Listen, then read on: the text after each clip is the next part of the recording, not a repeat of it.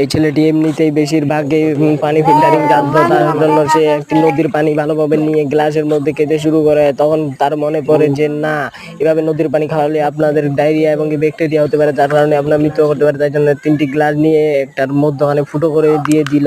ফুটো করে দিয়ে সেটা মাঝ বরাবর ফুটো করে দিয়ে সেটার মধ্যে ভালোভাবে জিনিসপত্র বিছিয়ে দিল। তারপর সেইখানে সে কিছু টিস্যু এবং কি ভালোভাবে 2টি গ্লাসে ভালোভাবে টিস্যুগুলো ভালোভাবে বিছিয়ে দিল। বিছিয়ে দিয়ে আপনারা কি করবেন দেখুন, আপনারা তারপরে কিছু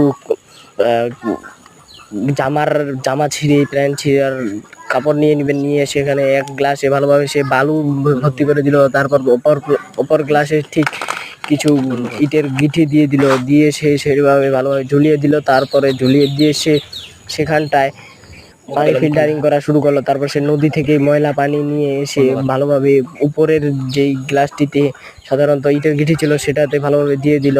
দিয়ে সে কিছুক্ষণ অপেক্ষা করলো। কিছুক্ষণ অপেক্ষা করা পর্যন্ত আপনারা লাইক সাবস্ক্রাইব করে দিন। তারপর কিছুক্ষণ পর দেখতে পায় যে সেখানে পানি ফিল্টারিং শুরু হয়েছে। কিছুক্ষণ পর সে দেখে যে পানি ফিল্টারিং শুরু হয়েছে। তারপর ফিল্টারিং করতে করতে হঠাৎ এক সময় গ্লাসটি পরিপূর্ণ হয়ে যায়, যার কারণে সেই ছেলেটি এটাকে খেতে চায়। তারপর সে এই গ্লাসটি ভালোভাবে নিয়ে এই পানিটি বিশুদ্ধ হয়ে গেছে। তাই জন্য আপনারাও এইভাবে সার্ভাইভের সময় এভাবে আমার টেকনিকের মতো আপনারাও এই টেকনিকটি কাজে লাগাতে পারেন। এখন লাইক করে দিন আর চ্যানেলটাকে প্লিজ সাবস্ক্রাইব করুন।